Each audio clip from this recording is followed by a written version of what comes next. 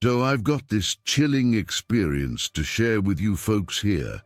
It happened when my workplace decided to set up a new branch. I was part of the team sent to oversee the setup, and this place was situated in a pretty secluded area.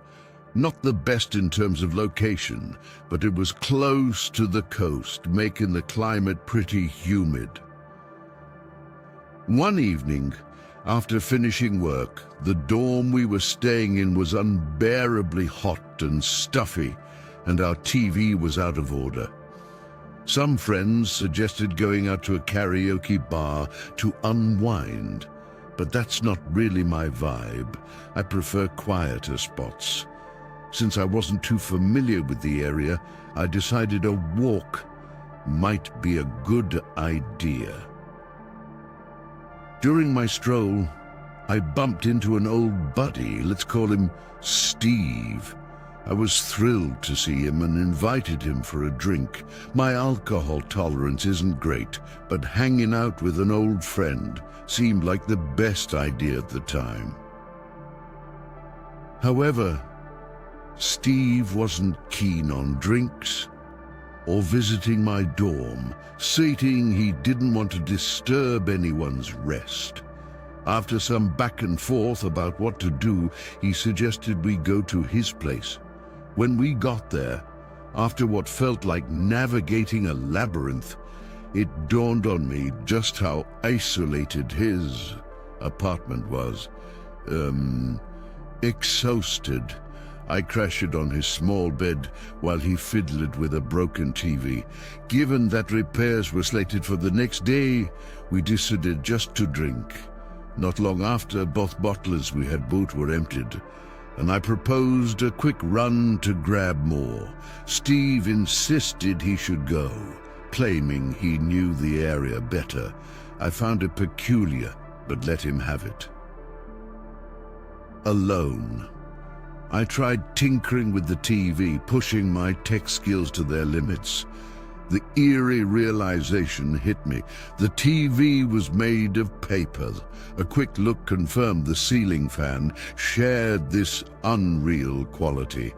Panic set in, reminded eerily of a previous horrifying lodging known as the Haunted Guest House. Intent on leaving, I discovered the door jammed. In a stroke of adrenaline-fueled innovation, I pried a wooden slat from the bed, thankfully real, to force the door open. Just as I managed, Steve returned, nonchalantly holding 2 more bottles. My nerves shot through the roof when I noticed the drinks were also paper. I stammered an excuse about a crucial phone call I had forgotten to make, hoping to flee the unnerving scene. Steve handed me a paper phone, heightening my desperation to leave. An awkward confrontation ensued as a paper car with a paper driver pulled up, prompting me to bolt, fearing for my sanity.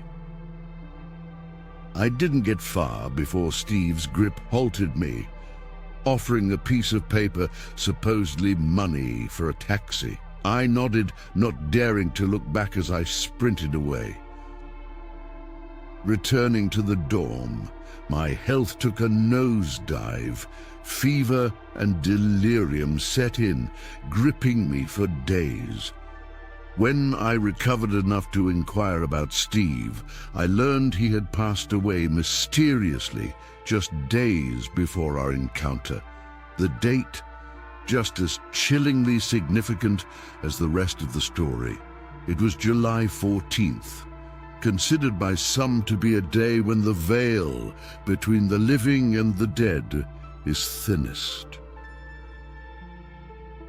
Reflecting on that night, the unnerving blend of old friendships and supernatural scares left me questioning the reality of my encounter.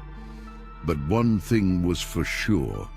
It was a visit I'd never forget, to a friend who was perhaps no longer of this world.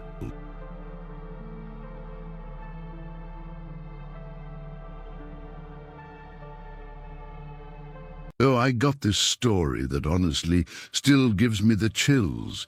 Even though it's been over 3 years, it feels like it happened just yesterday. Hey, what happened? That house... Did someone break in? Just now? In your house? I saw someone quietly open the bedroom door a bit. I was scared out of my mind then. Here's the whole thing. When I first moved to this city for a job, because I had a car, I rented a place a bit further out. It was a big house, real spacious. I also hired a cleaning lady through an agency, about 50 years old or so, to come clean once a week. She would always come on Saturdays at around 8 a.m. A month later, something happened.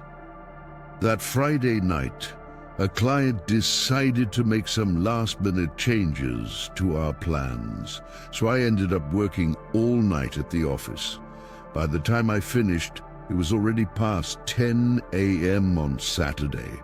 Super exhausted, I called the cleaning lady to let her know I was heading home and would be going straight to bed, so to clean the bedroom first. I got home around 11 a.m. Called out for the cleaning lady, but got no response. Checked the living room, she wasn't there. I went into my bedroom, and it looked just like I left it the morning before, bed all messy. That's weird, I thought, calling out for her, checking the dining room, kitchen, nothing. Finally, I knocked on the bathroom door, no answer, so I opened it. No one inside, and none of the usual cleaning supplies were out. It was like she never came. I was puzzled. Then suddenly I felt a strong tug on my pant leg. Looked down, and there she was, the cleaning lady on the ground behind me, holding onto my leg with one hand and pointing towards the bedroom with the other. I immediately pulled away and ran to the bedroom. The closet door was ajar, but nothing else seemed amiss. Ran back to her, and she looked terrified. Did someone break in?" I asked. She could barely speak, but nodded vigorously. Right then, the phone rang.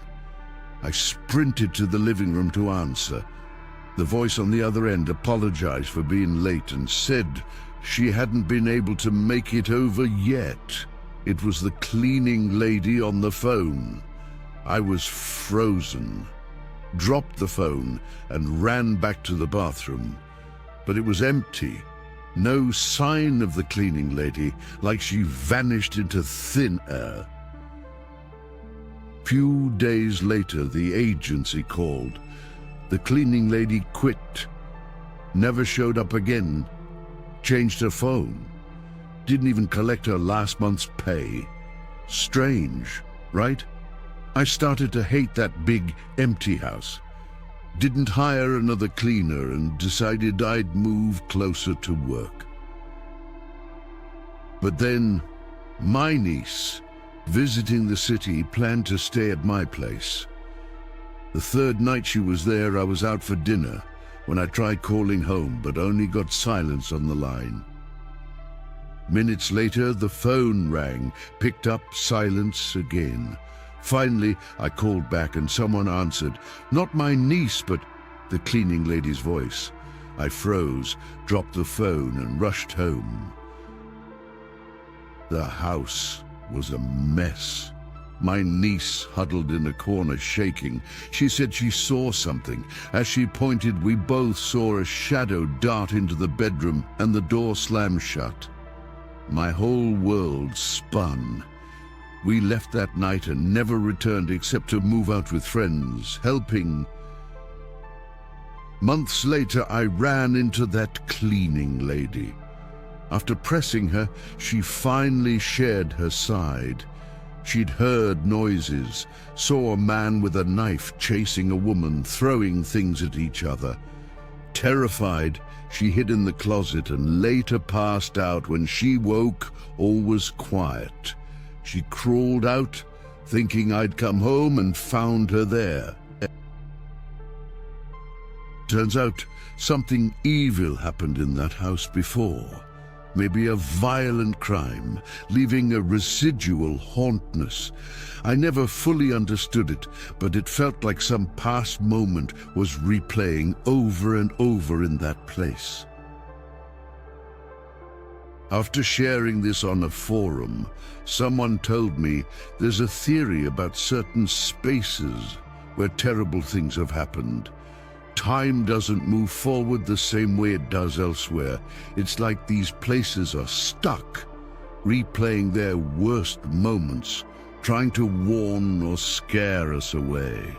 To this day, the thought of going back to that house or even passing by the street sends shivers down my spine.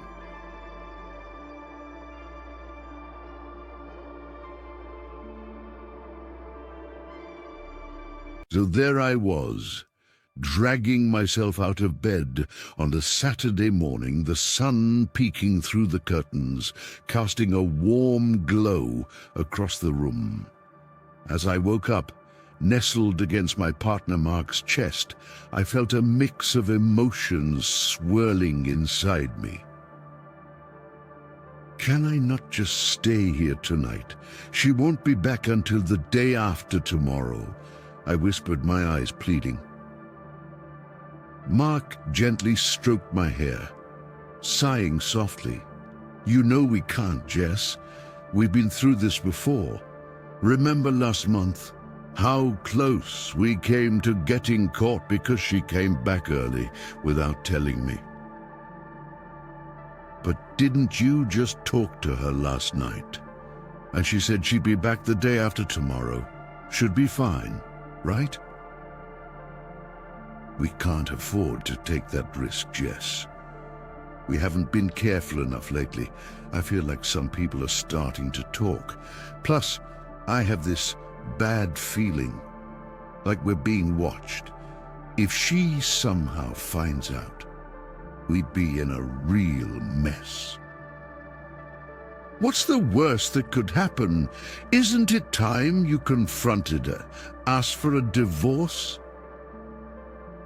I tried to reason, but it wasn't enough to convince Mark. He was worried about the complications, the backlash, the potential loss, materially and in terms of his reputation. Trying to change the mood, I focused on the day ahead, cleaning around the house while Mark made breakfast. I knew any trace of me needed to be erased.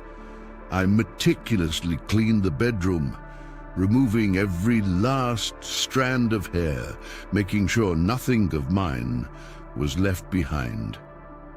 But before leaving, I placed a piece of my clothing in the back of his closet, a bold, perhaps foolish marker of my presence. We spent the day out, trying to forget the precariousness of our situation, but the weight of our secret hung heavily between us.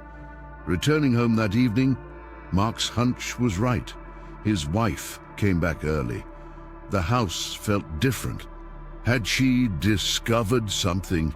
In a panic, Mark rushed to check the bedroom. Everything seemed in order, but then he found the clothing I had foolishly left behind. That night, sitting under the dim light of a street lamp, despair and fear etched on Mark's face. We faced the reality of our actions. He confessed that his wife found the clothing, clear evidence of his infidelity. He had no choice but to admit the truth, leading to an immediate decision to seek a divorce. What I thought was a clever way to hasten their separation had backfired, bringing us face to face with the consequences of our reckless choices. As Mark narrated the fallout, a mix of guilt and relief washed over me. We were now free to be together, but at what cost? Reflecting on the chain of events, I realized how unnecessary my actions were. Mark's wife had been suspicious for a while, likely having her own affair, as it turns out. She didn't need my blatant clue to confront Mark. She'd been prepared for this moment. The irony of it all dawned on me as Mark recounted how his wife calmly presented the clothing, not as a shock, but as confirmation of her suspicions. In her eyes, the betrayal was not just Mark's, but mine too. A woman she'd never met, but whose presence had invaded her marriage. As Mark and I sat in the cold, silent night, the thrill of our secret encounters replaced by the harsh light of reality, we realized the extent of the wreckage we caused. Starting anew would be far from easy, shadowed by the hurt and deceit we chose to ignore for so long.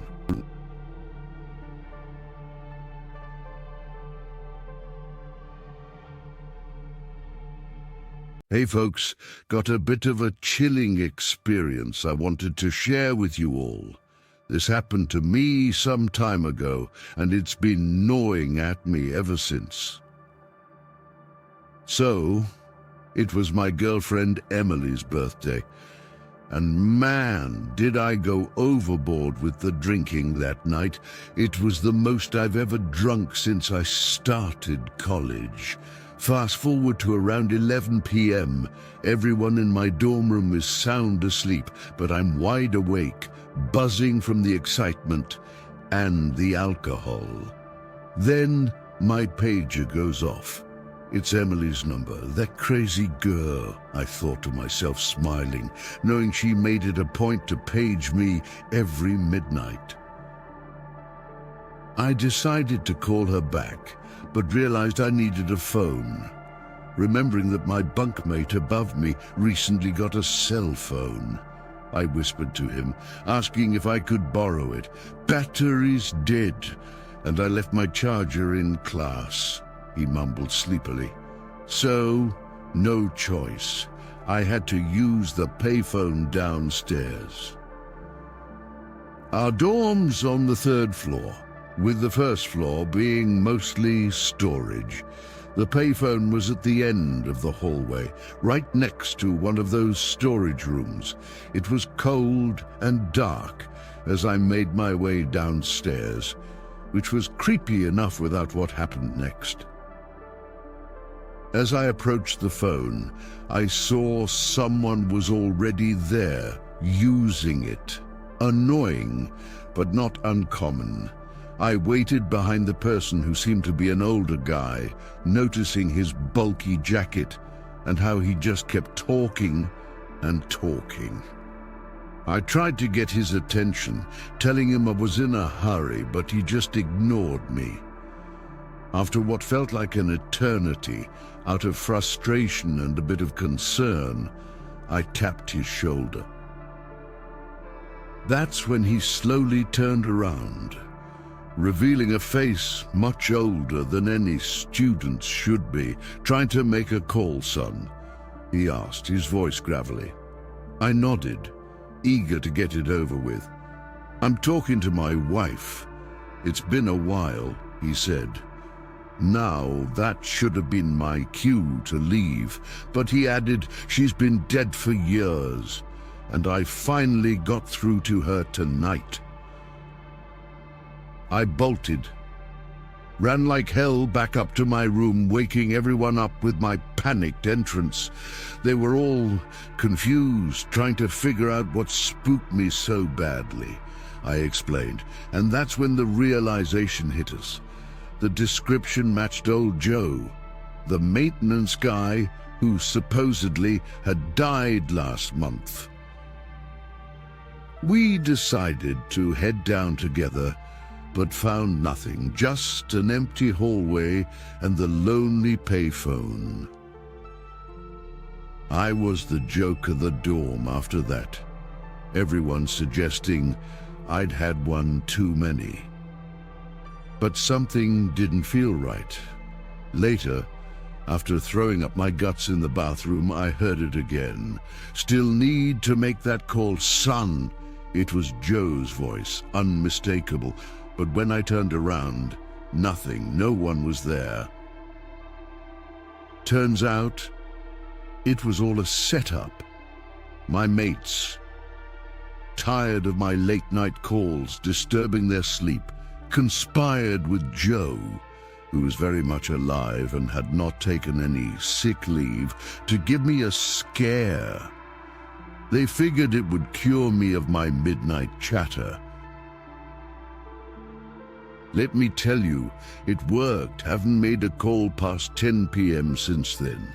Just goes to show sometimes your friends know how to hit right where it hurts. Anyway, I hope this story gives you a bit of a chill, or at least a chuckle. Thanks for letting me share.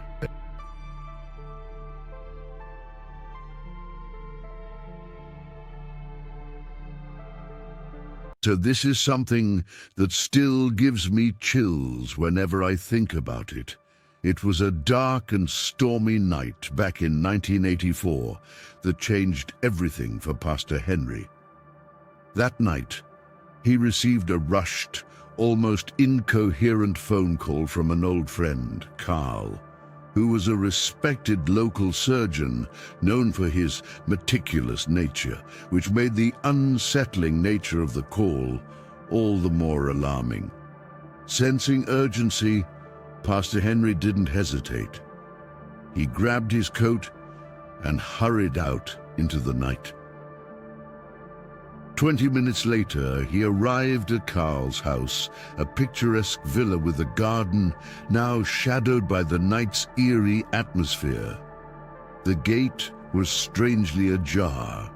As Pastor Henry approached the front door, ready to ring the bell, he noticed it was slightly open. Pushing it gently, he stepped inside the silent, moonlit living room that seemed untouched by time, an ominous comparison to the urgency of Carl's call. A sudden thud from behind made Pastor Henry spin around, only to find the door had mysteriously locked itself. After his failed attempts to open it resumed, desperate calls for Carl went unanswered, replaced by an eerie piano melody drifting down from the second floor. Following the sound, Pastor Henry found himself in a room where the music played on without a musician. Approaching the piano, he was met with a horrifying sight hidden within its body, the lifeless form of Carl, his left hand gruesomely severed. In the grip of horror, the first thought that flashed through Pastor Henry's mind was to call the police, but the phone in the room offered no aid, only delivering a haunting laughter that seemed to mock his attempts for help. Descending back into the living room, in a state of shock, Pastor Henry found Carl's wife, Anne, standing motionless, her face hidden under the shadows of her hair, holding something shiny. A chef's knife, the very tool used to sever Carl's hand. The sight was horrifying, but what followed chilled Pastor Henry to his core. Anne slowly turned towards him, her hand dripping with the remnants of her gruesome act, her eyes revealing a madness that Pastor Henry had never seen before. Cornered and overpowered by dread, Pastor Henry could only resort to his faith, brandishing the cross hanging from his neck towards Anne. In a moment that seemed both an eternity and an instant, Anne collapsed, and the shadow of a baby's figure appeared momentarily around her, a ghostly presence of an innocent life lost. After calming Anne, she revealed a tragic story. 5 years prior, a medical accident during a procedure performed by Carl resulted in a stillbirth. Heartbreakingly, the child Carl doubted was his own was indeed a life lost too soon. In a moment of lucid regret, Anne disclosed her belief that this act wasn't a mere accident, a suspicion that Carl's act was driven by Yellow and Raj. As Pastor Henry tried to process the evening's horrifying events, the faint image of the baby seemingly was surrounded by a soft golden light, as if ascending to a peaceful afterlife. In that moment, Pastor Henry could do nothing but clutch the cross tighter and pray for the souls entangled in this tragic tale. That night left me believing in the thin veil between love, madness, and the supernatural. It's a real-life horror story that I lived through, and to this day, I can't shake the feeling that what happened was both incredibly real and horrifyingly otherworldly.